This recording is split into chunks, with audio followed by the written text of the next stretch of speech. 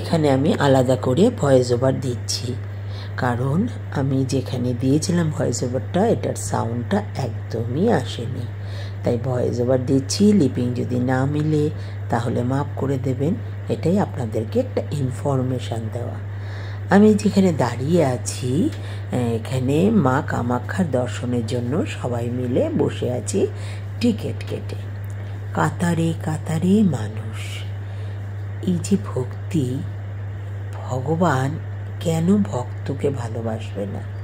কত জায়গা থেকে মানুষ এসেছে, মধ্যে মধ্যে অধৈর্য হয়ে যাচ্ছি। এই অধৈর্যটা কিন্তু আমাদের সবার মধ্যেই আছে।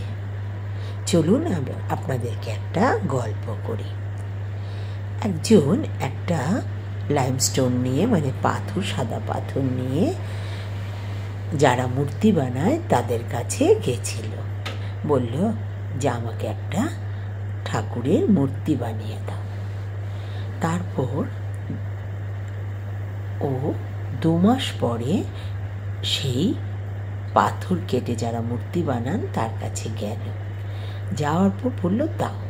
তো সে একটা তখন 4 কোনা পাথরটা একটা গোল আকৃতি করে ওনার কাছে নিয়ে এসে বলল যে এই পাথরটা এতই শক্ত যে আমি আপনার মূর্তিটা বানাতে পারলাম না। মালিকের মনটা ভীষণই খারাপ হয়ে গেল।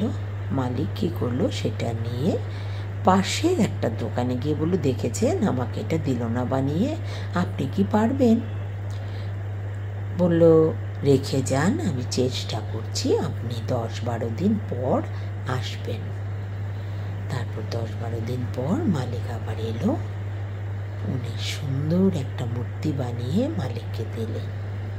তখন মালিক বলল, আপনি পারলেন, উনি পারলেন না কেন? মূর্তি যে তৈরি করেছিল উনি বললেন, দেখুন 90% কাজ তো উনিই করেছেন, আমি 10% কাজ করেছি। ওই 10% ধৈর্যটুকু ওনার মধ্যে ছিল না বলে উনি মূর্তি বানাতে পারেননি।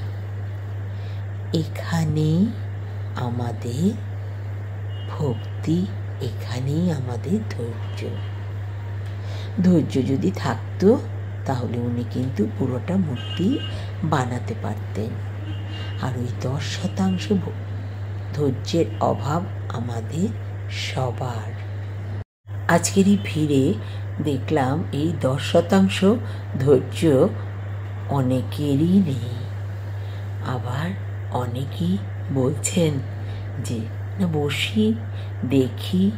আমি জানি, যা শুনে এসেছি তারপর আরও অনেকটা ধৈর্য আমাদের দিতে হবে। আসলে তীর্থে এলে না কোনোদিন আরাম করে তীর্থ করতে নেই, আর আরাম করে তীর্থ হয়ও না। এর জন্য সবার আগে দরকার ধৈর্য। আর ধৈর্য যখন থাকে তখনই মা কৃপা করেন। আর এই কৃপাটাই তো আমাদের চাই। জয় মা।